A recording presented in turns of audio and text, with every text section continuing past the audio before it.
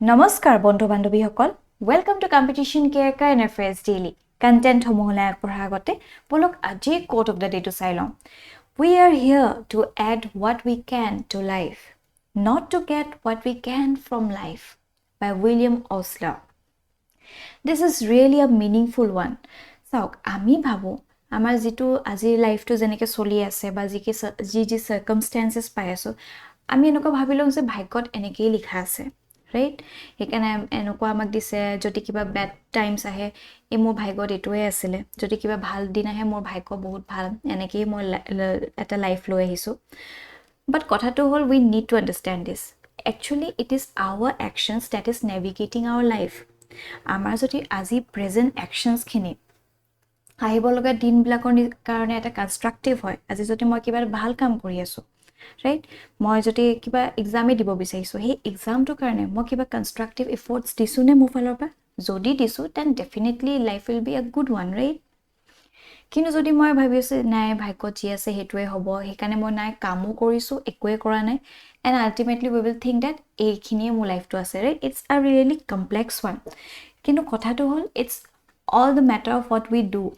our life to if we wish we can make our life a vibrant one we can make it a positive one full of life or else we can just leave it as it is bhabim je ji hobo hobo bhaigot eneki likha ase we can do that right therefore we are blessed to get this life right so we must try to make it the best one possible we can make it a vibrant one if we wish all right okay আৰু এখিনি হৈছে আজি topic সমূহ যিবু আমি discuss কৰিম আৰু আমাৰ first topic টো লোৱা হৈছে দা হিন্দুৰ পৰা G20 and this topic is very significant from GS paper 2 perspective all right current context লৈ আহো আমাৰ prime minister of India Narendra Modi তেখেতে ৰিসেন্টলি যেটো G20 প্ৰেসিডেন্সি আমাৰ ইণ্ডিয়া লব গৈ আছে from December onwards হে কাৰণে লোগো থিম এণ্ড ওয়েবসাইট টো ৰিসেন্টলি আনভেইল কৰিছে ঠিক আছে কি হাইলাইটস সমূহৰ কথা যদি চাও the logo bears a lotus and a message of the Vasudhaiva Kutumbakam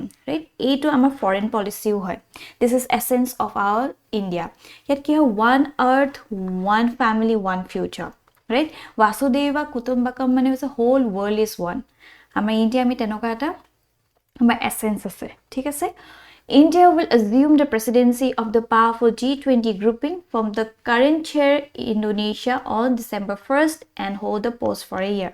Right? Every year a presidency to belag country loi thake. Itia bortaman Indonesia hatot ase kinu from the 1st December onwards amar India eto overtake koribo. Thik ase? 1st December pa amar India G20 presidency to lobo. Tar karone he hondobote asote a logo theme and website black launch kora hoise. ঠিক আছে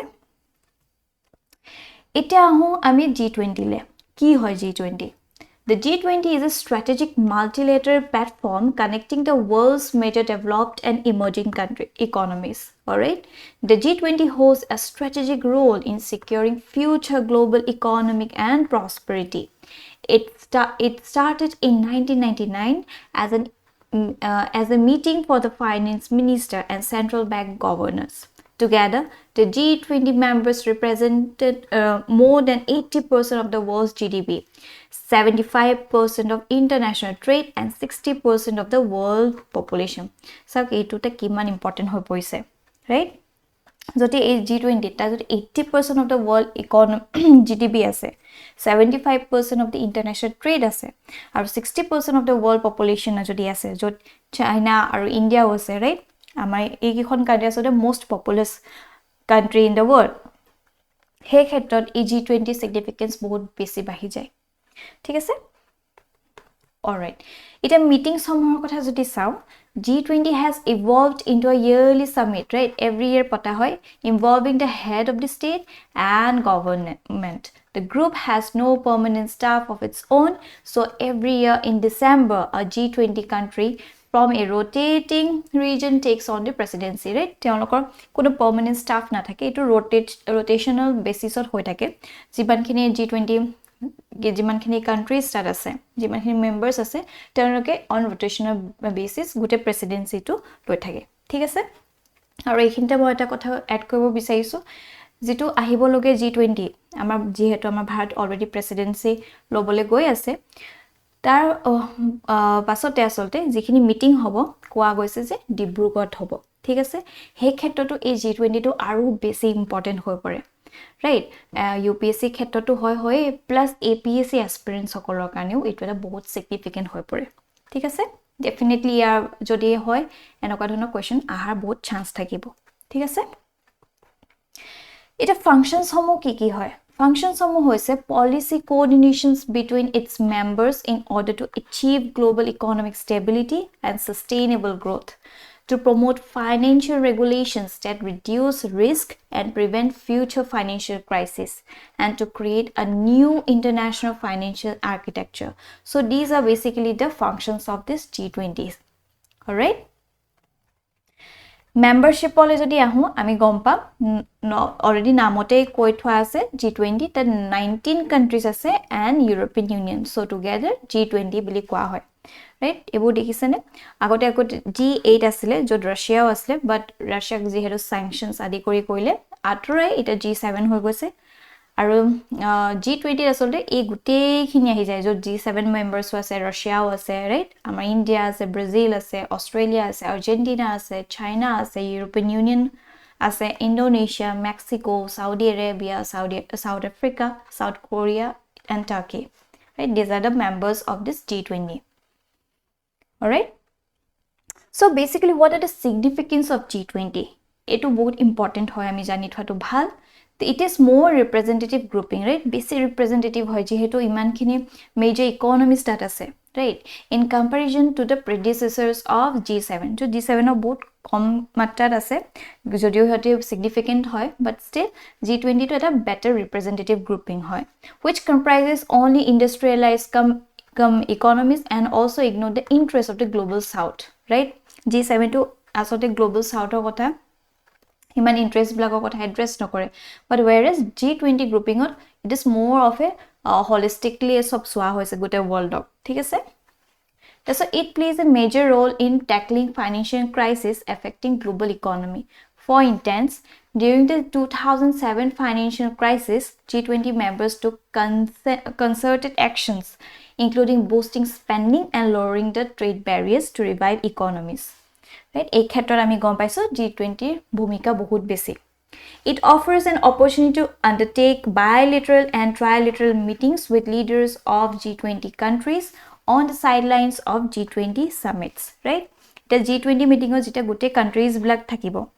ta khetor joti amar India particular country ekhonor logot joti kiba dialogue koibo bisaise kiba meeting koibo bisaise tita on sidelines ot telokor logotu kisaman nijor interest kotha ba enoka cooperative interest kotha tat patibo paribo it also played a pivot role in providing relief to countries during COVID-19 which is very important right the G20 countries agreed to suspend debt payments owed to them by some of the world's poorest country providing billions of dollars in relief all right এটা যেহেতু আমি জানো সিগনিফিকেন্সৰ লগতে কিছুমান চ্যালেঞ্জেসও আহি পৰে হয়নে what are the challenges that this G20 is facing হেতু যদি সাম প্ৰথমটো হৈছে Russia Ukraine crisis it is a major challenges which this G20 is facing right now right not only just G20 আৰু জিমান খিনি আসলতে এনেকুৱা কিছুমান groupings আছে that majorly a Russian Ukraine crisis বহুত এটা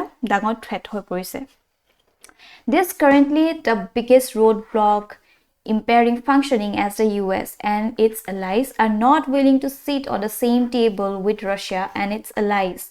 This may cause a severe stalemate in the grouping's functioning and impair its progress, right? It is a major threat here. There's an informal structure of G20. So, jehetu is a G20 temloka kono permanent staff na thake it rotational basis ot hoy thake it is suppose it amar India presidency to lead koribo in that note it is jekhini amar India's interest hokol ase hekhini address korake hekhini prioritize kori kini kisma agenda bu alwa hobo thik tenadore amar India pasot next jikhon country ahibo telokor he interest bilak cover korake teloke kisma agenda lo anibo right he khetrot ami dekha paisu je priorities bilak change hoi thakibo right with the number of presiding nations it takes over so the critics say that G20 basically was an extension of G7 right not able to address challenges within member nations.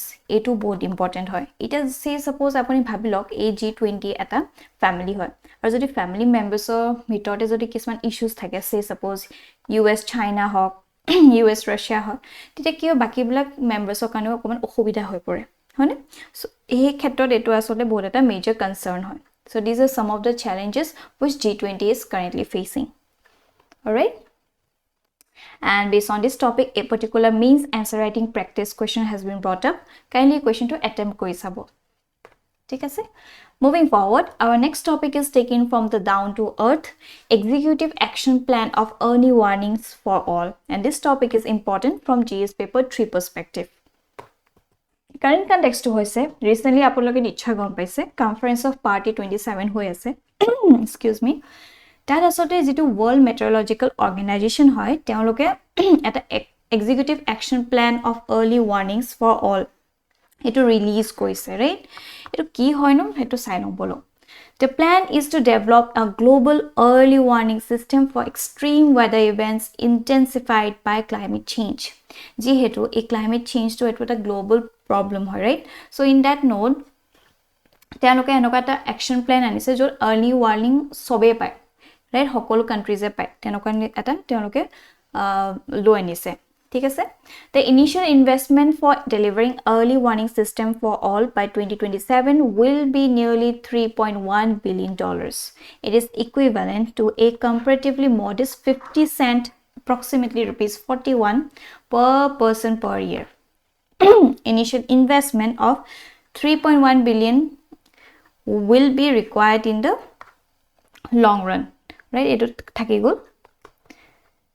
So the four pillars of the early warning system jodi sound hetu atait ki important hoy jitu mechanism to teloke lo anise that four pillars thakibo basically prothom to hoise disaster risk knowledge, systematically collected data and undertake risk assessment. Are the hazards and vulnerabilities well known by the communities? What are the patterns and trends in these factors? Are risk map and data widely available right এইখিনি ওপৰ আসতে knowledge কি আছে কি কথা ইয়াক assess কৰা যাব right দ্বিতীয় যেটো পিলাৰ টো হৈছে detection observation monitoring analysis and forecasting of hazards ইয়াত কি হ'ব develop hazard monitoring and early warning services. Are the right parameters being monitored? Is there a sound scientific basis for making forecast? Can accurate and timely warnings be generated? Right ebla ko par bhitti kori he mechanism to ana hobo that's a preparedness and response capabilities that ki ho build national and community response capabilities. Are the response plans up to date? Are tested? Are local capacities and knowledge made use of? Are people prepared and ready to react to warnings? Right ebla sab that address kora hobo at our last thought warning dissemination and communication right communication risks information and early warnings. Do warnings reach all of those at risk? Are the risk and warnings understood? Is the warning information clear and usable right so basically these are the four pillars of the early warning system. এইখিনি গুটে যেতে activate হৈ যাব তেতিয়া হে কিবা এটা disaster হোৱা আগত প্ৰত্যেকখন কান্ট্ৰি বা যত বেসিকে হেবিলাকৰ লগত ডিজাস্টাৰ লগত vulnerable হৈ আছে তেনেকুৱা কান্ট্ৰিজ বিলাকক মিটিগেট কৰিব পৰা যাব ৰাইট আগতেকে যেটা গম পোৱা যায় অলৰাইট এটা যেহেতু আমি গম পাইছো যে World Meteorological Organization তেওঁলোকে এই মেকানিজমটো ইন্ট্ৰোডিউস কৰিছে সো আমি একেবাৰতে জানি লোৱা উচিত যে কি হয়নো. The World Meteorological Organization is an intergovernmental organization with a membership of 193 member states and territories, right? Yapami gom paisu kiman 193 members ase. It originated from the International Meteorological Organization, jitu IMO asile, the roots of which are planted at 1873 Vienna International Meteorological Congress. It was established by the ratification of the WMO Convention on 23rd March 1950.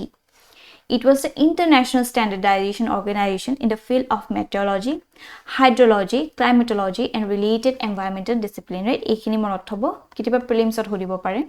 WMO became the specialized agency of the United Nations. Right? It is a specialized agency for meteorology Operational Hydrology and Related Geographic Physical Science a year later. The Secretariat headquartered at Geneva, right? Headquartered quarters at Geneva, it's headed by the Secretary General, and its supreme body is the World Meteorological Congress. Alright, this is all about WMO. And based on this, a particular prelims based question has been brought up. Kindly question to attempt koribo. And our last topic is taken from the Hindu, Xenotransplantation. And this topic is very important from GS paper 3 segment. Current news to hoise, according to scientists, genetically modified pig hearts took longer than usual to beat for the human receivers. Right? আপোনালোকে নিশ্চয় গম পায় যে এটা massive achievement বুলি কোৱা হৈছে য'ত পিগ হাৰ্টছ লৈ কিনি হিউম্যান বডি ইনফিউজ কৰা হৈছিল আৰু এজন ব্যক্তিৰ প্ৰায় 61 ডেজ সাৰ্ভাইভ কৰিছে ৰাইট সেই ক্ষেত্ৰত সাইন্টিষ্ট সকলে বহুত কিবা কিবি ৰিসাৰ্চ কৰি আছে আৰু ইয়াত দেখা পোৱা গৈছে যিখিনি পিগ হাৰ্ট ইনফিউজ কৰা হৈছে particular human body it tax longer than usual right যিমানখিনি দৰকাৰ তাতকে বেছি টাইম লৈছে to beat for the human receivers. They have to figure out on what that means and how this would affect the xenotransplant after many months and years. ঠিক আছে এইটোৱে আসলে news এটা নিউজ টু বিশেষ দৰকাৰী নহয় আমাৰ কাৰণে কিন্তু আমাৰ কাৰণে যেটো ইম্পৰ্টেন্ট হয় হেতু it's to know about xenotransplantation কি হয়নো So, xenotransplantation is any procedure that involves the transplantation, implantation, or infusion into human recipient of either. Right? Here we xenotransplantation. That is about live cells, tissues, or organs from a non-human animal source, or human body fluid cells, tissues, or organs that have had ex vivo contact with live non-human animal cells, tissues, or organs, right? So this is basically the definition of xenotransplantation. Ite amar main sort jikono proshno jodi ahe ei xenotransplantation opor tita ami introduction jodi dibo hoy tita we can start by using this definition. All right, the development of xenotransplantation is in part driven by the fact that the demand for human organs for clinical transplantation far exceeds the supply. Right, যেহেতু যেতিয়া দৰকাৰ হয় মানুহৰ কবা হাৰ্টৰ দৰকাৰ হৈছে heart ট্ৰান্সপ্লান্টেশন কৰিব বিচাৰিছে কোট বেলেগ মানুহৰ তেনেকে হাৰ্ট পোৱা যাব ইমান সাপ্লাই তেনেকে পোৱাই নাযায় ৰাইট যিমান ডিমান্ড হৈছে so now to fill up that gap right এই xenotransplantation to লোৱা হৈছে য'ত পিগ হকলৰ হাৰ্ট বা তেনেকুৱা টিস্যুজ বা আদি কৰি বস্তুবিলাক এক্সট্ৰাক্ট কৰি হিউম্যান বডিত ইনফিউজ কৰা হ'ব ঠিক আছে Benefit ki hobo? Benefit causes the recent evidence has suggested that transplantation of cells and tissues may be therapeutic for the certain diseases such as neurodegenerative disorders or diabetes, where again human materials are not usually available, right? Potential uses khini jodi sao a donor hoy, right?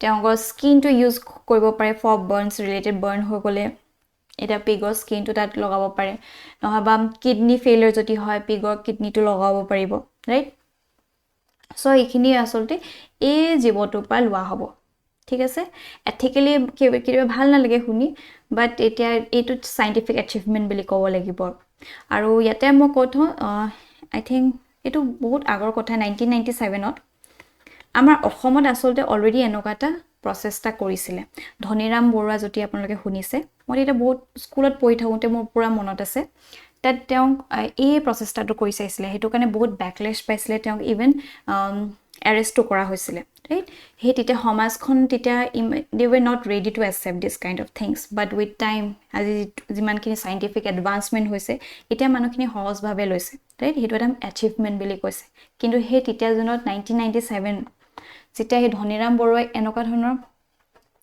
প্ৰচেষ্টা চলাইছিলে কিন্তু তেখেতে বহুত ডাঙৰ ব্যাকলেশ পাইছিলে right ইয়াতে আপোনালোকে এই কথাটো জানি থোৱাটো উচিত আৰু এই কথাখাৰ আসতে নিউজটো দিছিলে আৰু যেতিয়া মই নিউজটো আইছো মই একেবাৰে সৰু আছিলো মোৰ হেতু মনত আছে ঠিক আছে অলৰাইট এটা কনসার্নস কি হৈছে কনসার্ন হৈছে the use of xenotransplantation raises concerns regarding potential infection of recipient with both recognized and unrecognized infectious agents and a possible subsequent transmission to their close contacts and into general human population.